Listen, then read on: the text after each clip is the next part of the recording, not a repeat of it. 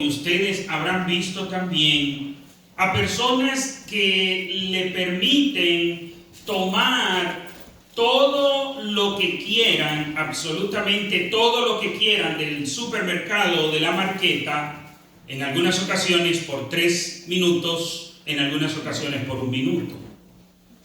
He visto cómo las personas corren con los carritos. Y recuerdo una señora que decía: he corrido un maratón de tanto lo que había corrido. Y lo que nos llama la atención es qué cosas ponen ellos en su carrito.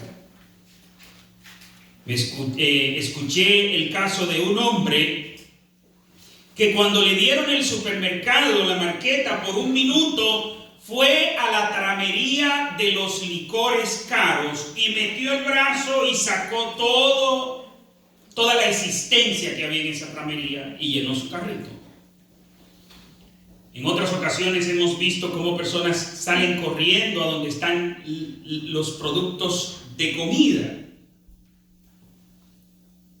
Y uno mira las prioridades de las personas. Para algunos, el alcohol. Para otros, productos de belleza. Para otros, comida, productos alimenticios. Si nosotros tuviéramos la oportunidad, no de que se nos permita agarrar lo que queramos del supermercado, de la marqueta, sino que Dios nos dijera, como le ha dicho a 2 personas en el Antiguo Testamento: pídeme lo que quieras, y lo que quieras te lo voy a dar. ¿Qué le pedirías tú a Dios? ¿Qué cosa le pedirías? ¿Qué sería lo primero que llegaría a tu mente? ¿Dónde sería lo primero que te detendrías tu carro para abastecerte? ¿Qué le pedirías tú a Dios? Eso, lo que tú le pedirías, lo que tú le pides a Dios, refleja tu corazón. Es probable que muchos pensarían en cosas materiales o en cosas de este mundo, cosas seculares. Pero, ¿quién, al decirle Dios, pídeme lo que quieras, que te lo voy a dar, quién pensó en algún momento: Señor, lléname de tu Espíritu Santo? Porque eso va a reflejar nuestro interés. En Mateo capítulo 7, versículos 7 al 11, dice así la palabra del Señor: pedid y se os dará, buscad y hallaréis, llamad y se os abrirá. Porque todo aquel que pide recibe, y el que busca halla, y al que llama se le abrirá. ¿Qué hombre hay de vosotros que si su hijo le pide pan le dará una piedra, o si le pide un pescado le dará una serpiente? Pues si vosotros, siendo malos, sabéis dar buenas cosas a vuestros hijos, cuánto más vuestro Padre que está en los cielos dará buenas cosas a los que le pidan. Y sí, mi hermano, seguimos en el Sermón del Monte. Como ustedes recordarán, antes de los últimos 2 domingos, en los cuales hicimos una pausa en esta prédica del Sermón del Monte, hablábamos precisamente del versículo 7 y nos habíamos detenido en esa parte que dice: pedid y se os dará. Estuvimos insistiendo o detallando, vamos a decir, en esa parte que el Señor nos dice: pedid y se os dará. Y como ustedes recordarán, explicábamos que esto no solamente es una promesa de que se nos va a dar, sino que también este versículo está en modo imperativo, dando a entender de que es una orden que el Señor nos está dando, que debemos pedir. No solo es una promesa, sino que es una orden. Y veíamos que cuando nosotros no obedecemos el mandamiento del Señor, es pecado. Cuando un cristiano está en necesidad, cuando un cristiano debe orar, debe pedir y no lo hace, es pecado. Veíamos también lo que esto no significa, y como ustedes recordarán, esto no significa que es una promesa universal para todo el mundo. Todo el que quiera que pida, que Dios le va a dar. No es una promesa universal, porque el mismo versículo 11 en el pasaje que hemos leído dice: de vuestro Padre Celestial os dará lo que necesitemos. ¿Quién dice que lo dará? Vuestro Padre Celestial. ¿El Padre de quién? El Padre de ustedes. Y recuerden que no todo el mundo es hijo de Dios, todo el mundo es creación de Dios. Todos somos creados por Dios. Y pudiéramos decir de hecho de que todos somos tratados por Dios como si fuéramos sus hijos. Porque le pedimos todo, hasta el inconverso pide, hasta el impío. Dice la Biblia que Dios hace salir su sol sobre justos e injustos. De hecho, hay injustos que le va muy bien en la vida. Dios los bendice con larga salud. De hecho, el rey más perverso de Israel fue el que más años duró. El más perverso. Y cuando uno ve que Josías muere tan temprano, uno dice: ¿pero qué pasó?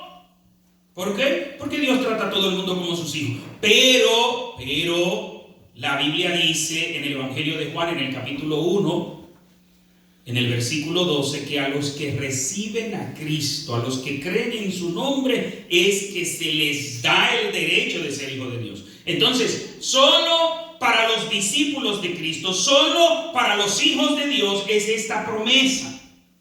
Pero dentro de los hijos de Dios tampoco es que usted pida lo que usted quiera, que Dios se lo va a dar. No es una promesa para que usted pida como usted quiera. Veíamos también de qué cosas pedimos delante de Dios. Cuando nosotros analizamos la lista de peticiones personales, ¿cuáles son las cosas que usted está pidiendo a Dios? ¿Qué es lo que frecuentemente le está usted pidiendo a Dios? A veces las personas que ellos creen que son los más benévolos dicen: yo no le pido a Dios riqueza, yo solo le pido salud. Física, por cierto. Pero no le pide salud espiritual. No le pide agradar a Dios. Entonces, ¿cuáles son esas cosas que pedimos? Santiago nos dice que pedimos y no recibimos porque pedimos mal, para gastar en nuestros deleites, para vivir conforme a nuestras concupiscencias. Y esto nos lo dice en Santiago 4, 2 y 3. Y dice que no recibimos porque no pedimos, y cuando pedimos, pedimos mal para gastar en nuestros deleites. Mis hermanos, hasta ahí llegamos. De ver cuáles son las cosas que nos interesan a nosotros. Porque dependiendo de dónde esté nuestro interés, estará agudizado nuestro oído y también nuestro corazón. Y usted recordará la historia que leímos del nativo americano y el grillo en Manhattan, en Times Square. Como él podía escuchar el sonido de un grillo. Y su amigo le decía: pero tú tienes un super oído. No. Y él le dijo: simple y llanamente es que todo va a depender de donde esté tu interés. ¿Qué tú vas a escuchar? Donde esté tu interés. ¿A qué cosa le vas a poner atención? A lo que te interesa. ¿Qué cosa vamos a pedir? Vamos a pedir conforme a nuestros planes y a nuestros intereses. Mire, cuando nuestros planes e intereses están alineados con Dios, están de acuerdo a los planes de Dios, están de acuerdo a la voluntad de Dios, es lo mejor que podemos hacer. ¿Por qué? Porque nuestros planes e intereses se harán realidad. Y pediremos. Y no importa, vamos a pedir, como dijo el gran teólogo Agustín de Hipona, ama a Dios con todo tu corazón y haz lo que te dé la gana. Yo recuerdo que la primera vez que yo leí esa frase, reaccioné quizás como algunos reaccionaron. ¿Cómo eso? Que ame a Dios y haga lo que me dé la gana. ¿Ah? Es decir, yo puedo amar a Dios y después hacer lo que yo quiera. Sí, así es. Pero ojo, ama a Dios. Porque si tú amas a Dios con todo tu corazón, no te va a dar ganas de pecar. No te van a llegar ganas de hacer cosas indebidas. Porque amas a Dios. Y este mismo teólogo dijo que el problema del ser humano es un problema de amor. Yo diría, ¿cómo? Dice, sí, el ladrón es un problema de amor. ¿Cómo? El delincuente es un problema de amor. Sí. El avaro es un problema de amor. Ajá. Explícame eso, Agustín. Porque esa persona ama más el dinero, ama más sus perversidades que a Dios. Y eso nos pasa a nosotros los cristianos cuando la batalla contra el pecado la perdemos. ¿Sabe por qué? Porque amamos más ese pecado que a Dios.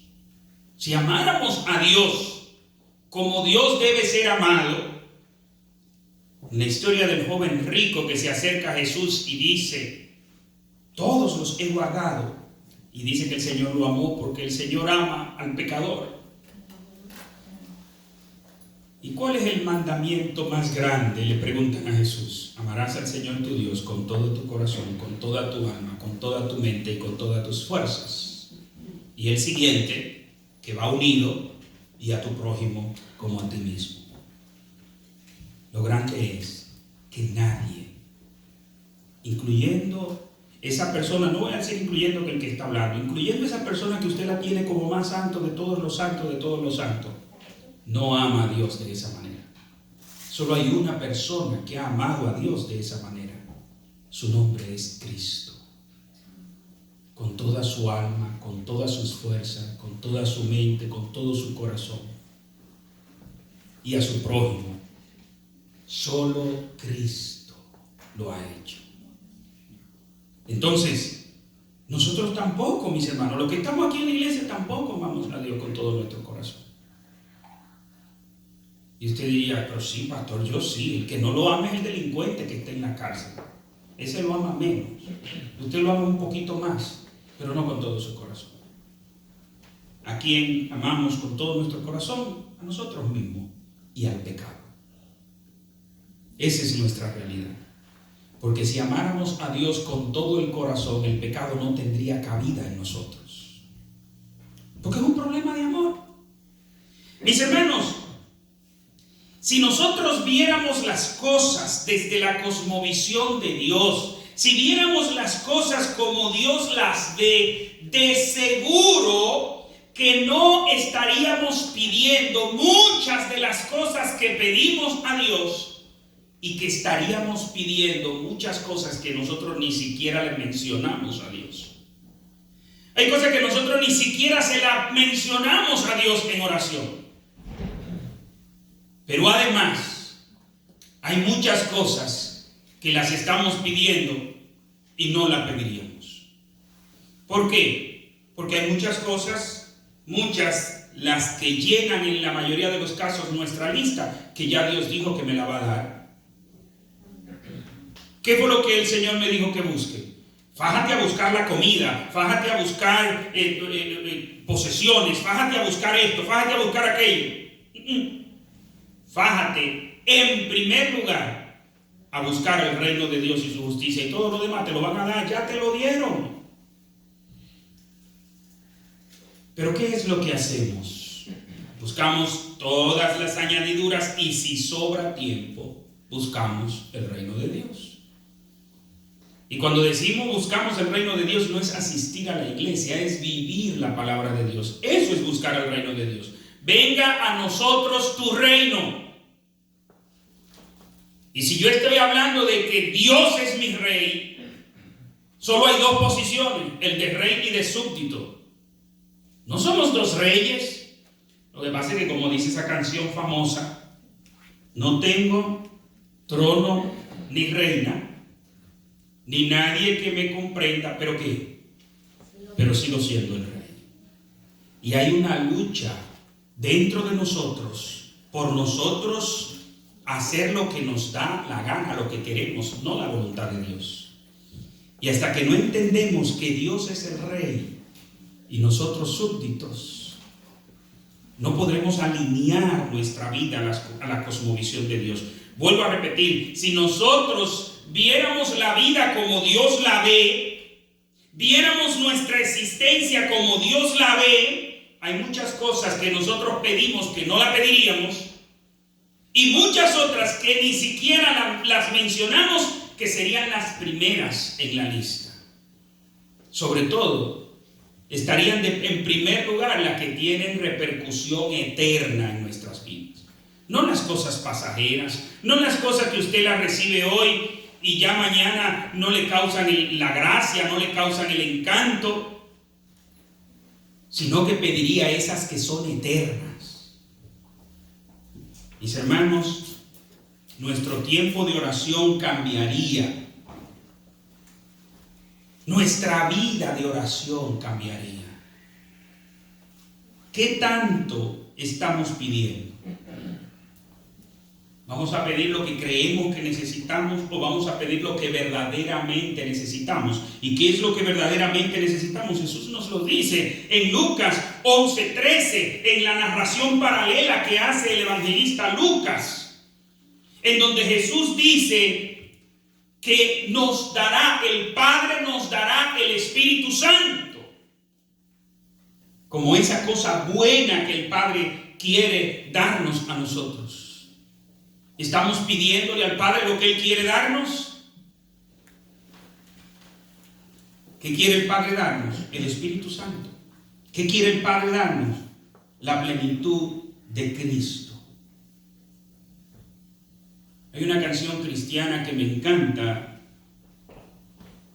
de peregrinos y extranjeros, se titula Yo quiero lo que quieras tú. Y oiga lo que dice una estrofa de esta canción. Yo quiero lo que quieras para mí. Lo que tú me pidas he de hacer, pues yo sé que sabes lo que es mejor. Yo quiero lo que quieras tú. Yo quiero lo que quieras para mí. Señor, ¿qué tú quieres para mí? Eso yo quiero, dame eso. Porque nosotros, analizando de que Dios es nuestro Padre, nosotros analizando de que Dios todo lo sabe, es omnisapiente, de que Dios es todopoderoso, de que Dios es santo y todos esos atributos maravillosos que hacen de Dios un ser único, todo lo que Dios tiene planificado para mí es lo mejor. Si Él todo lo sabe, si Él tiene un conocimiento inmenso que yo no logro entender, lo que Dios tiene para mí, lo que Dios tiene para ti, es lo mejor. Por eso este libro dice, yo quiero lo que quieras para mí. ¿Qué tú quieres para mí? Eso yo quiero. Y mire, pero es más bonito cantarlo que vivirlo. Porque cuando llegan las enfermedades, reprendemos al diablo. Hay algunos hermanos que todas las enfermedades son un demonio. Y reprenden de una vez. Yo reprendo este demonio de tal cosa. Es una pena que estos hermanos, estando en Cristo, los demonios, ellos sean una mojiganga de los demonios. En mi país una mojiganga es que los demonios hacen lo que ellos quieren con él. Mire, si yo me enfermé, no me enfermó un demonio, me enfermó Dios. Sí, así como usted lo oye. Lo que a nosotros nos pasa No es porque un demonio viene, no. La Biblia dice claramente que nuestra vida está escondida en Dios. Satanás no nos puede tocar. ¿Recuerdan cuál fue la queja de Satanás delante de Dios cuando Dios le preguntó por Job? ¿Qué le dice? ¿Y te sirve Job de balde? ¿No lo tienes tú cercado? ¿O usted cree que eso Dios lo hacía nada más con Job? ¿No dice la Biblia en el libro de los Salmos de que el ángel de Jehová acampa alrededor de los que le temen y los defiende? Y que si nosotros siendo malos, leíamos ahora mismo en el versículo 11, que si nosotros siendo malos le damos cosas buenas a nuestros hijos, cuánto más nuestro Padre Celestial nos dará esas cosas buenas que pidamos. Dice el doctor Lloyd Jones, comentando esta porción, dice: los dos primeros elementos esenciales para la salvación y para el gozo en Cristo son la conciencia de nuestra necesidad y la conciencia de la riqueza de la gracia que hay en Cristo. Solo los que se dan cuenta de estas cosas pueden verdaderamente pedir, porque solo el que dice miserable de mí busca la liberación. Los otros no son conscientes de su necesidad. El que sabe que está hundido es el que comienza a pedir, y entonces comienza a darse cuenta de las posibilidades que existen en Cristo. Por eso que Cristo comienza este sermón diciendo: bienaventurados, ¿quién? Los pobres. ¿Pero cuál es pobre? Económicamente, los pobres en espíritu. Porque claman para que le den. ¿Qué hace un pobre en espíritu? Pide. ¿Pero qué pide? Lo espiritual, de lo que él es pobre. Y sigue diciendo Jesús: bienaventurados los que tienen hambre y sed de justicia. Y por eso que el doctor Lloyd Jones dice que los que son conscientes de estas necesidades, que lo hacen ser bienaventurados cuando vienen a Cristo para saciar esas necesidades, dice, eso es lo mejor cuando usted es consciente y luego viene a Cristo y se da cuenta que en Cristo usted recibe de Dios todas estas cosas. Mis hermanos, y como el apóstol Pablo dice que seamos imitadores de Él como Él lo es de Cristo, como leíamos en la porción bíblica devocional, la lectura devocional, de cómo el Señor le dice al apóstol Pablo que Él es el apóstol a los gentiles, y todos aquí somos gentiles, a menos que haya uno de aquí que sea judío, que yo sepa, ¿no? Para los judíos existen dos grupos: los judíos y los gentiles. Para que ustedes vean que el tema del racismo no es nuevo. Para los griegos existían dos tipos de seres humanos: los griegos y los bárbaros. Todo el que no era griego era bárbaro. Para los judíos existían dos tipos de seres humanos: los judíos y los gentiles. Y hoy en día decirle gentil a una persona es un halago. Oye, qué hombre más gentil. Ajá. Pero en los tiempos bíblicos, si era un judío que le decía a usted gentil, lo que le estaba diciendo era chusma. En México están los mexicanos y la chusma. Y así cada país tiene, porque esta es una condición de pecado contra la cual hay que batallar. No solamente exigiendo de que no sean racistas con nosotros no siendo con los demás. Porque siempre queremos ser racistas, pero que no sean con nosotros. O siempre somos. Pero como dice el apóstol Pablo dice: sean imitadores de mí como yo de Cristo. ¿Y qué nos dice el apóstol Pablo en Filipenses capítulo 3? Voy a leer desde el versículo 7 para que podamos tener el contexto adecuado de todo. Dice el apóstol Pablo: pero cuantas cosas eran para mí ganancia, Y antes de ahí, él está dando su pedigrí de lo buen religioso que era. Era de los judíos, él no era de los gentiles. Él era, dentro de los judíos, él era fariseo. Es decir, él no era cualquiera. Y yo sé que hoy en día cuando se habla de fariseo, se habla de una persona de manera, se reconoce que no era una persona correcta, pero en los tiempos bíblicos, los fariseos eran los mejores religiosos, eran los más apegados. Y usted dice, ¿cómo? ¿Y Jesús dijo todo eso de ellos? Sí, imagínense, si los mejores no servían, ¿qué pasaba con los demás? Servía menos. Y el apóstol Pablo dice, y dentro de mi pueblo yo era fariseo, pero dentro de los fariseos yo era estricto porque yo era irreprensible. Nadie me podía acusar a mí en nada. Y dice, y todo eso, dice, pero cuantas cosas eran para mi ganancia, las he estimado como pérdida por amor de Cristo. Y ciertamente aún estimo todas las cosas como pérdida. El traductor Casiodoro de Reina y Cipriano de Valera usaron términos bonitos.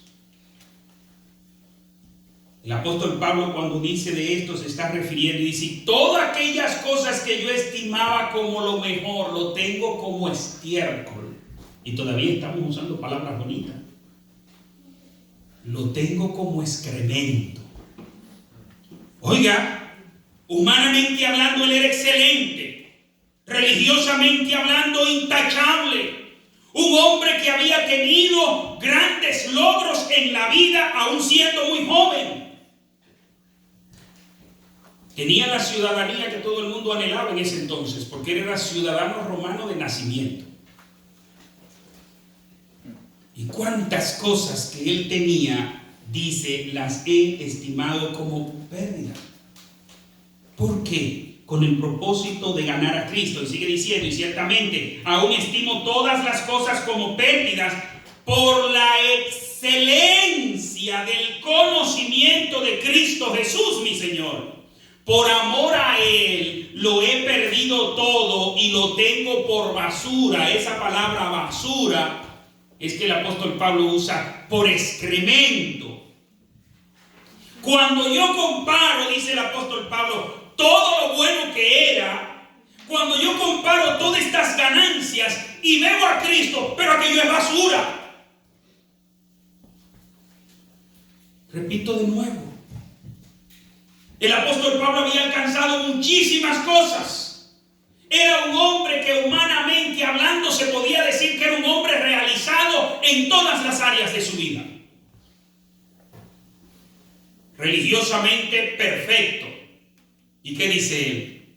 Todo eso, cuando yo lo comparo con la excelencia del conocimiento de Cristo, todo eso es basura. Todo conocimiento intelectual, toda posición económica, toda posición humana, para el apóstol Pablo, cuando tú lo comparas con Cristo, eso es basura. Yo quisiera entender eso. Yo quisiera que la iglesia entendiera eso. Porque si entendiéramos eso, fuera diferente. ¿Qué estuviéramos persiguiendo? Conocer a Cristo. Usted dice, pero pastor, hello, usted está hablando con la iglesia, aquí todos conocemos a Cristo. ¿O sí? ¿Sí? Este que está escribiendo aquí, este que escribió aquí, había ido al tercer cielo y le revelaron cosas que para que no se envaneciera le dieron un aguijón, y él dice que quiere conocer a Cristo. ¿Qué conoció él? Que yo no conozco. ¿Por qué mi anhelo es buscar las cosas materiales en vez de buscar a Cristo?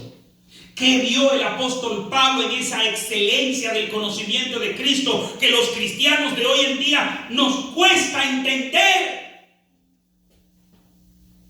Porque de ser así estuviéramos sumergidos a fondo en la palabra de Dios. No tuviera que estar el hermano Alex instando, no tuviéramos que estar insistiendo. ¡Ay, un capítulo! ¡Ay, esto! No, hubiera que despegarle la Biblia de las manos como hay que hacer con los adolescentes con los celulares. Mire, yo recuerdo de un hermano que andaba con su Biblia para arriba y para abajo en Dominicana. Como donde quiera hay que hacer fila, hay que hacer cola, hay que hacer línea. Él en la fila era leyendo la Biblia. Y alguien decía, pero este hombre parece paranoico. Mire, es que el que lee esto se pone. Pero si lo entiende. Porque si no entendemos, leemos. Bueno, yo leí mi capítulo de hoy.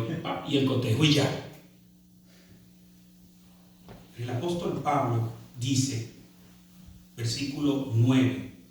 Voy a leer desde el 8. Y ciertamente aún estimo todas las cosas como pérdida por la excelencia del conocimiento de Cristo Jesús mi Señor. Por amor a Él lo he perdido todo y lo tengo por basura para ganar a Cristo y ser hallado en Él, no teniendo mi propia justicia que se basa en la ley, sino la que se adquiere por la fe en Cristo, la justicia que procede de Dios y se basa en la fe. Quiero conocerlo a Él. Vuelve y repite el apóstol Pablo. No es que estoy leyendo mal. Versículo 10. Vuelve y repite. Quiero conocerlo a Él y el poder de su resurrección y participar de sus padecimientos. Oiga lo que está pidiendo Pablo. ¿Cuál de los que estamos aquí está pidiendo participar de los padecimientos de Cristo? Nadie. No nos gusta sufrir. Hay que tratar. La mentalidad humana es evitar todo el dolor posible. La mentalidad de Cristo era agradar al Padre, aunque eso le representara dolor. Agradar a Dios, aunque eso me represente dolor. Agradar a Dios, aunque eso me represente ganar menos dinero. Hay gente que cuando tiene que elegir entre ir a la iglesia y quedarse trabajando horas extras, no hay que decirle la elección. Es porque no entendemos. Porque si entendiéramos, nos daríamos cuenta que 15, 30, 45 dólares no van a hacer la diferencia en nuestro presupuesto. Pero que una hora en la presencia de Dios va a hacer una gran diferencia en nuestras vidas. Una gran diferencia. Pero nuestro enfoque no está en la palabra. Y sigue diciendo, no solamente quiero participar de sus padecimientos, Él quiere llegar a ser semejante a Cristo hasta en su muerte. ¿Por qué murió Cristo? El primer refrán que yo escuchaba allí en Dominicana era que por la verdad murió Cristo. Eso es mentira. Cristo no murió por la verdad. Cristo murió por ti y por mí. Cristo murió por nuestros pecados. Ahora que digan que por amor murió Cristo, sí, por amor primero al Padre. Porque amaba tanto el Padre que quiso obedecer todo lo que el Padre le dijo. Y por eso le dijo, Padre, si te es posible, pasa de mí esta copa, pero no se haga mi voluntad sino la tuya.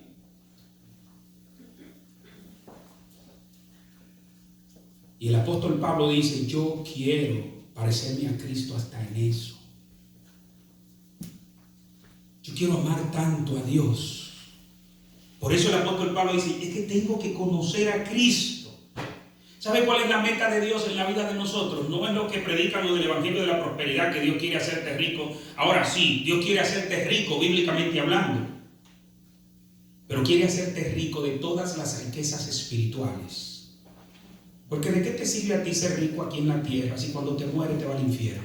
¿De qué? Son 2 o 3 días que vivimos aquí en comparación a la eternidad que nos toca. Y claro, no es que tú tienes que elegir entre Dios y las riquezas, porque ¿cuáles riquezas tienes tú?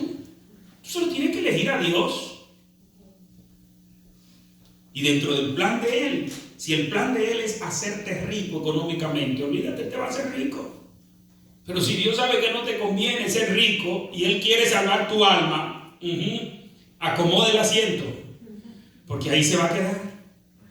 Ustedes no han visto personas como han batallado en la vida por ser ricos.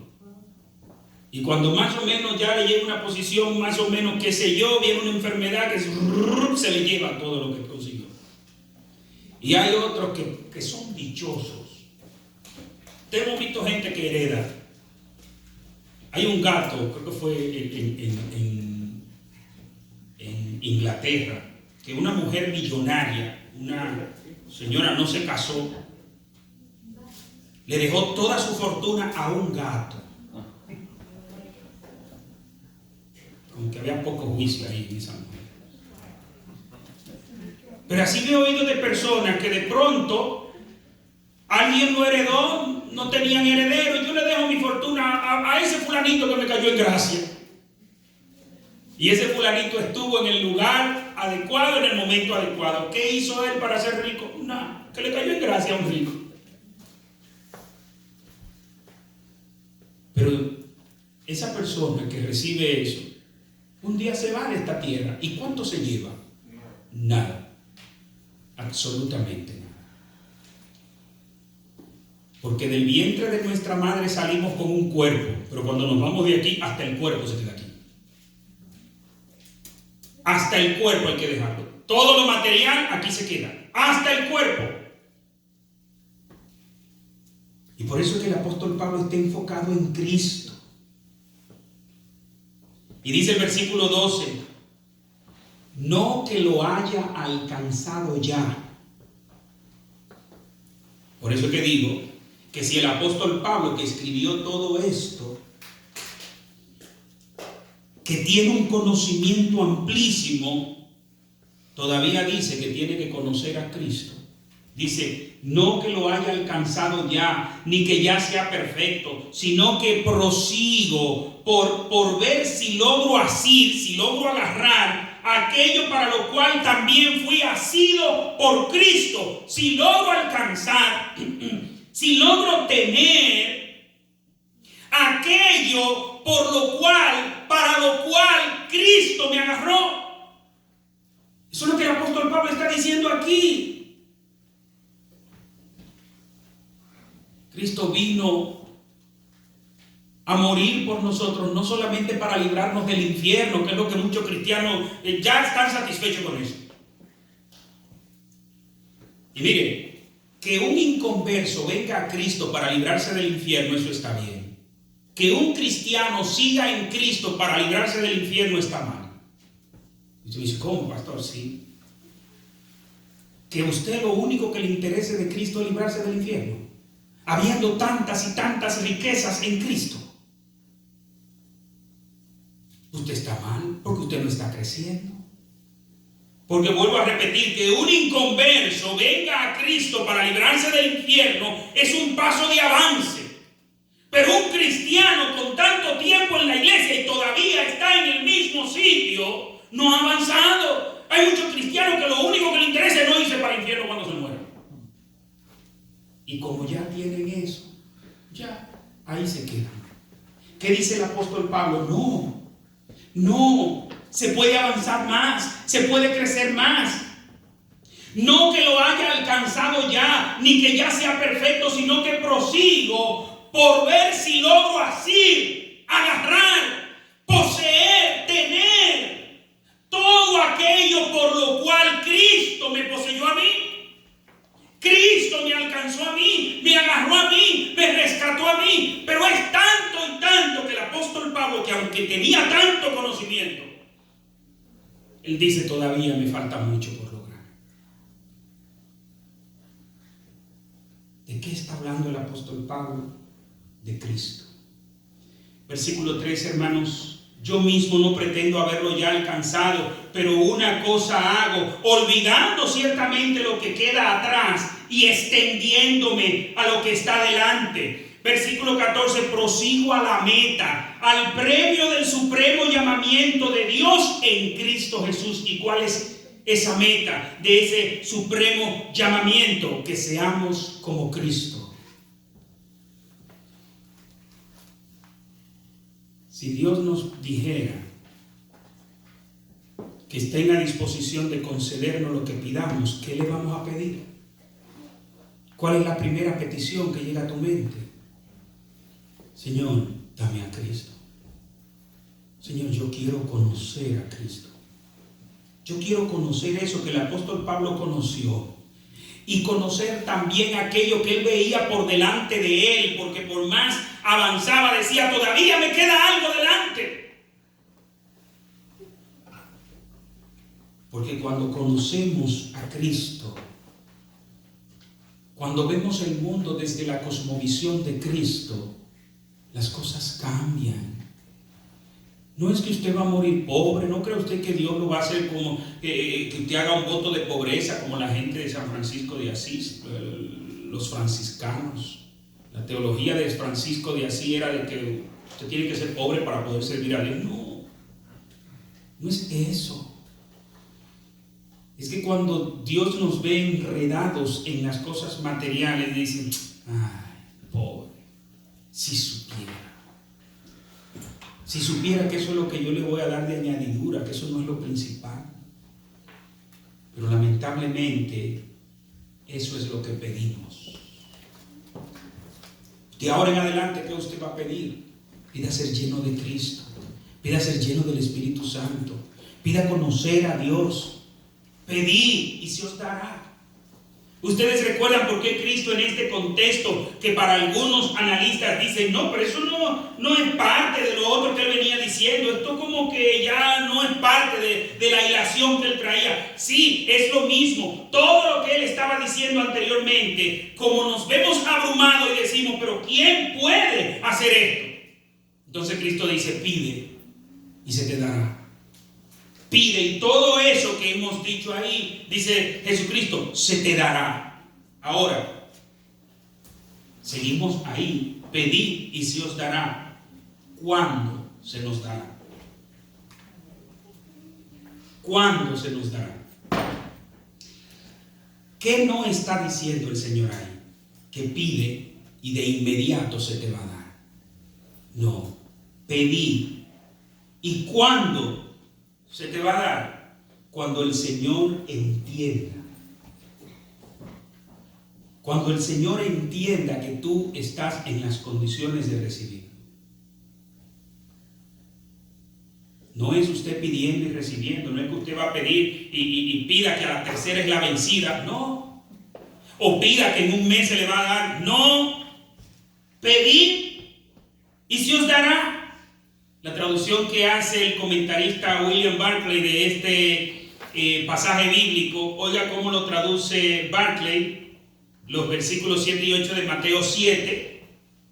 Seguid pidiendo hasta que se os dé. ¿Hasta cuándo hay que pedir? Hasta que se os dé. Seguid buscando hasta que encontréis. Seguid llamando hasta que se os abra. Porque el que pide de esta manera, recibe. Y el que busca, halla. Y al que llama, se le abrirá. ¿Cuánto es que debemos dejar de pedir por algo cuando lo reciba? ¿Cuándo dejamos de pedir por algo? A veces duramos un mes. A veces 2 meses. Y sigo pidiendo lo mismo. Mis hermanos, ¿qué fue lo primero que enfocamos? Lo primero que hay que hacer es nosotros pedir conforme a la voluntad de Dios. Y ya explicamos qué es pedir conforme a la voluntad de Dios. No es, Señor, dame un carro Tesla del 2021 con incrustaciones de diamante en el tablero.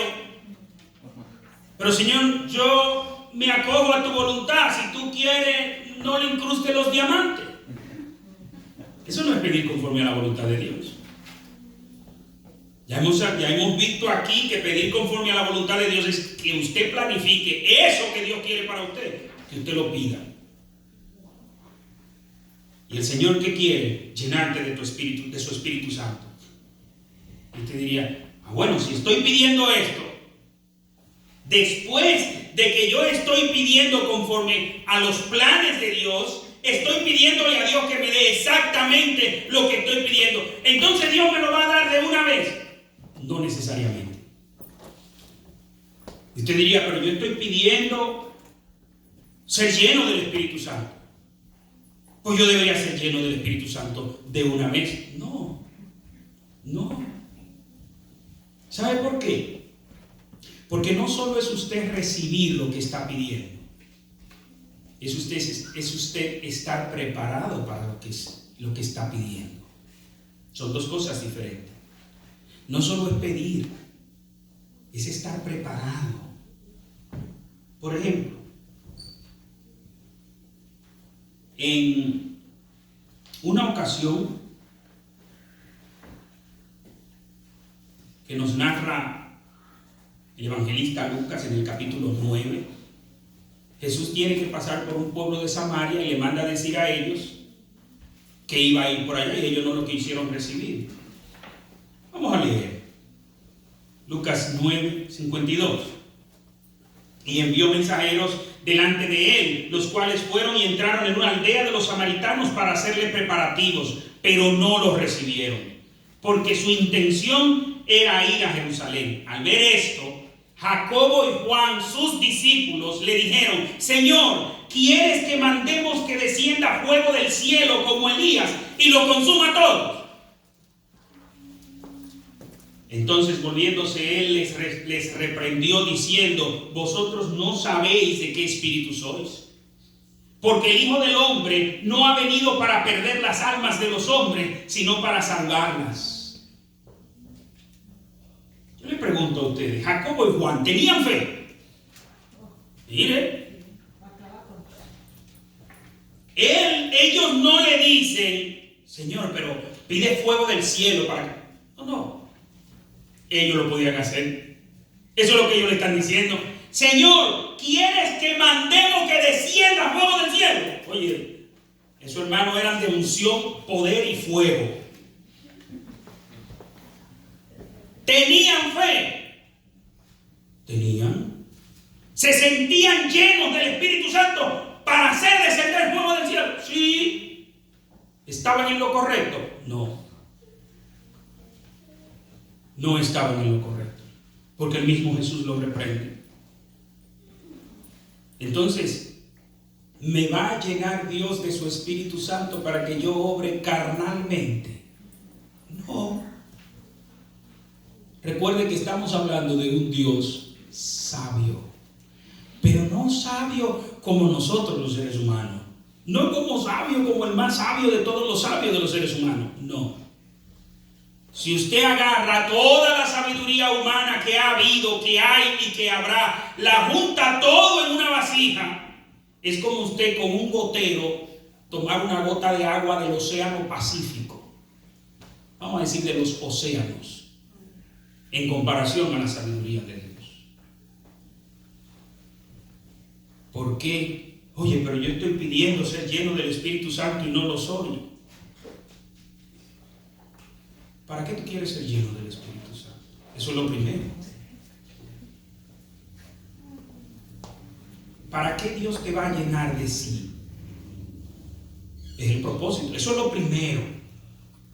Y usted se puede dar cuenta que podemos estar pidiendo algo bueno conforme a la voluntad de Dios, pero para nuestra carnalidad.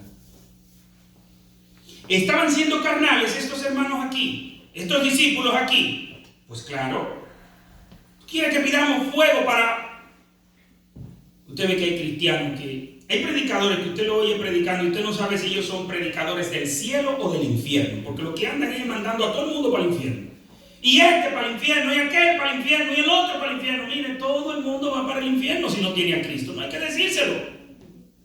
Dígale cómo puede librarse del infierno, porque ya para el infierno todo el mundo lo sabe. Todo el mundo lo sabe. Y cuando usted le pregunta, le dice: bueno, yo espero que Dios tenga compasión de mí. Entonces, vuelvo al punto. ¿Debe Dios darnos tan pronto le pedimos, aún sean esas cosas que Él tiene para nosotros? No. Primero hay que prepararnos a nosotros para recibir lo que Dios tiene para nosotros. Porque hay una carne en nosotros. Mis hermanos, hay gente que el conocimiento bíblico lo usan, ¿saben para qué? Para competencia. Y ellos le demuestran a cualquiera que saben más de Biblia que cualquiera. Pero solo eso. ¿Y sabe cómo le llama Jesús a esas personas así? Necio. No tenemos que irnos a otro pasaje, capítulo 7 de Mateo. En el mismo capítulo 7, en el versículo 24 al 27, ahí Jesús dice que el hombre necio es el que escucha pero no practica. Hay quienes se saben la Biblia de tapa a tapa, tremendos hablando de Biblia, pero ¿y su vida? Tremendos hablando de cómo Dios bendice al que es obediente, y ellos son obedientes. De cómo debemos someternos a la autoridad de Dios, y ellos se someten. Ese es el problema, que hemos confundido de que lo que Dios quiere es que conozcamos su palabra. No, el diablo se la sabe mejor que cualquier teólogo. ¿Usted sabe eso? Satanás, en Dominicana decimos, es tan pechudo, es tan atrevido, que él se atrevió a citarle la Biblia a Jesús.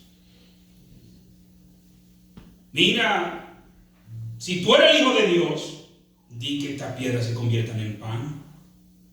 Jesús le dice, escrito está, no solo de pan vive el hombre, sino de toda palabra que sale de la boca de Dios.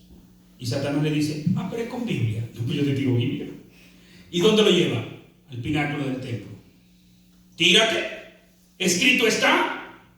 Y le cita el Salmo cuando dice que mandará a sus ángeles para que tus pies no tropiecen. ¿Sabe Biblia Satanás? Sí.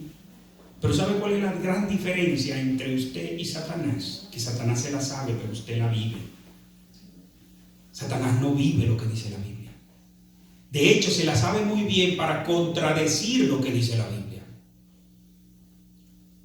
Eso quiere decir, mis hermanos, que lo que nos hace cristianos no es el conocimiento de la Biblia, es vivir lo que dice la Biblia. Es vivir la palabra de Dios. Y claro, usted no va a vivir si no la conoce. ¿Necesita conocerla? Sí, pero no se quede ahí. Hay hermanos que ellos tienen una doctrina farisaica. Jesús le dijo a sus discípulos, lo que ellos enseñan, háganlo, pero no hagan como ellos hacen. Hay quienes son buenos enseñando, pero no viviendo. Y no es solo decir palabras bonitas, es que esas palabras se correspondan con nuestra vida, en nuestro diario vivir, en cada decisión que tomamos, en esas decisiones menudas, donde quiera que vamos. ¿Hasta cuándo vamos a pedir por algo? Lo primero es que usted debe estar consciente de que está pidiendo conforme a la voluntad de Dios. ¿Y hasta cuándo va a pedir por eso? Hasta que Dios lo haga. Este es el último boletín de oración de nosotros como iglesia. Cada miércoles imprimimos de nuevo el boletín. Muy pocas cosas cambian en el boletín.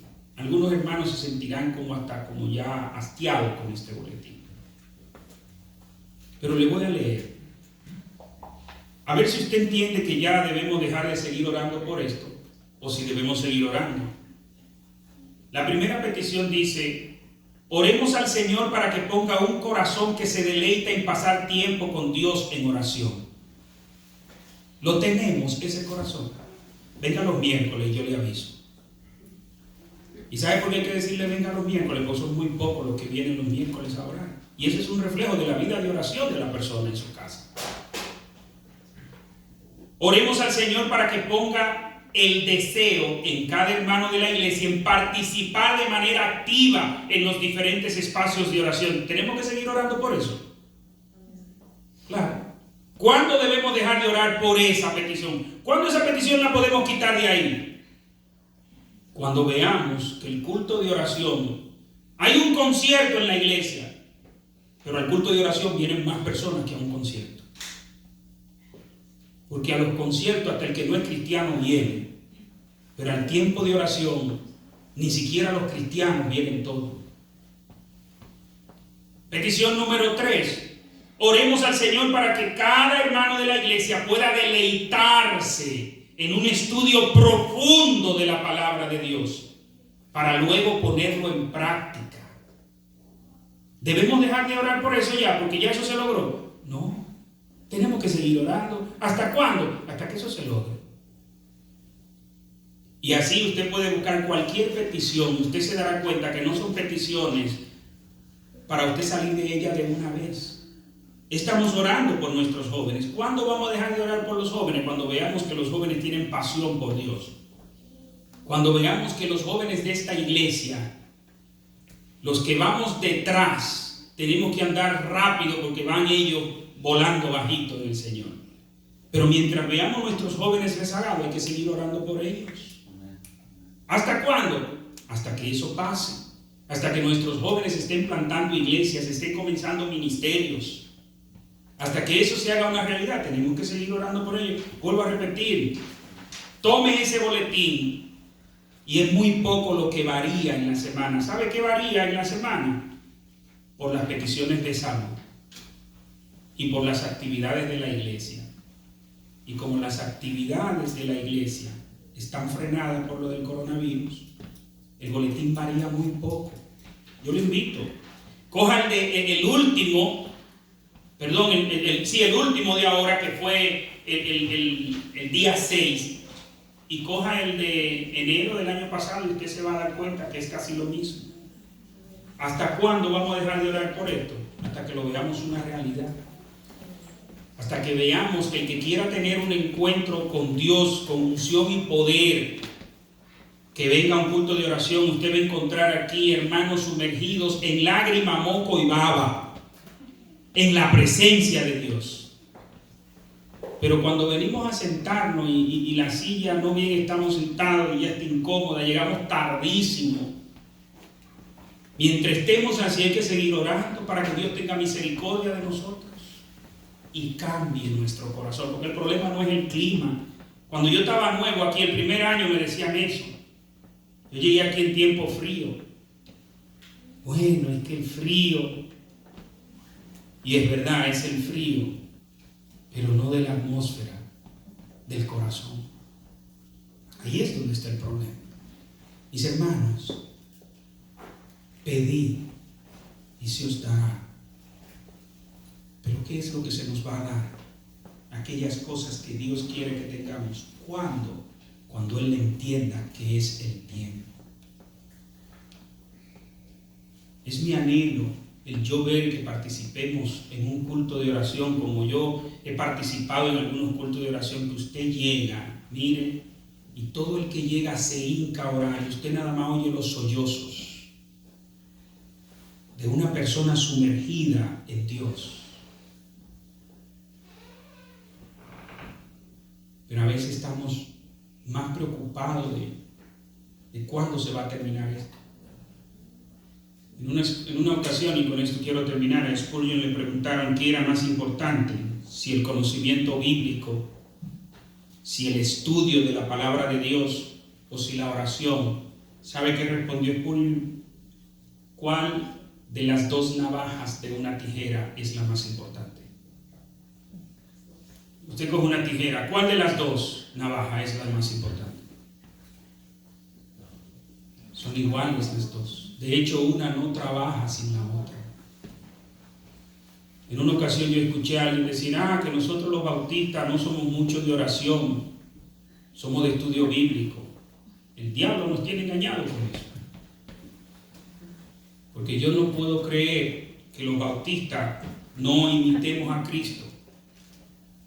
Cristo era de conocimiento bíblico y de oración. Era de las dos. El apóstol Pablo, de conocimiento bíblico, de oración. Una cosa usted no tiene que elegir entre una cosa y la otra. Lo que pasa es que tenemos un solo brazo de la tijera, una sola navaja de la tijera, y por eso es que no corta, por eso es que no funciona, porque lo necesitamos los dos. Pedir. El Señor nos invita a orar. Y quiero recordarles, y ya aquí estamos en los anuncios, que mañana, Dios mediante, estamos comenzando nuestra campaña de ayuno y oración, campaña congregacional, para que Dios nos guíe. No le estamos pidiendo un nuevo local al Señor, no le estamos pidiendo, no, Señor, queremos tu dirección. Y estamos invitando a que toda la iglesia se una a esta campaña de oración y que todo el que pueda se una al tiempo de ayuno. Todos podemos participar en la oración. Qué propicio este llamado del Señor. Pidan, que les voy a dar. Busquen, que van a encontrar. Pero el Señor dice que lo encontraremos cuando lo busquemos de todo corazón. Vuelvo a repetir, mañana, así es que aparte la fecha, los hermanos que no se habían informado por el chat ya en el chat lo habíamos informado. Esta es una actividad que está desde el año pasado, así como lo hicimos el año pasado, de tomar 3 semanas de ayuno y oración. Este año también, siempre en enero, tomaremos este tiempo de 3 semanas de ayuno y oración para que el Señor nos guíe, nos dirija en todo lo que haremos durante el año, en todas las actividades, que el Señor nos muestre su voluntad. Aparte, el día o los días que usted pueda participar. Si usted puede los lunes, usted me hace saber, pastor, yo puedo los lunes, estará ayunando 3 lunes consecutivos. Si quiere más de un día, lunes y miércoles, estoy diciendo solo de manera de ejemplo, usted elige el día que usted quiera, el día que usted pueda. Pero el propósito es buscar el rostro de Dios. No le estamos pidiendo a Dios milagros de sanidad y esas cosas. No, Señor, muéstranos tu voluntad. Llénanos de tu Espíritu Santo. Esas peticiones que están aquí, que se hagan realidad en mi vida, como dice, fíjense que cada petición tiene una segunda parte. Dice, órale al Señor para que ese anhelo de pasar tiempo en la presencia de Dios en oración comience en tu vida. Cada una de esas peticiones de ahí al frente tiene una segunda parte y es aplicada a ti. Que nos deleitemos, que haya que arrancarnos la Biblia de la mano. Pero suelte esa Biblia para que coma. No es que estoy comiendo. Hay un alimento mejor. Mis hermanos, Dios les bendiga, Dios les guarde. Oremos. Padre, gracias, Señor, por tu palabra. Ayúdanos, Señor, a ser hacedores, no solamente oidores. Ayúdanos, Señor, a vivir, no solamente a llenar nuestra mente de conocer. Ten misericordia, Señor, de nosotros y ayúdanos a reaccionar, no solamente a ser compungidos, no solamente a ser reprendidos, sino que cambiemos de verdad. Padre, ten compasión de nosotros y ayúdanos, porque solo no podemos, Señor. Por Cristo Jesús, tu Hijo amado, te lo rogamos. Amén y amén. Mis hermanos,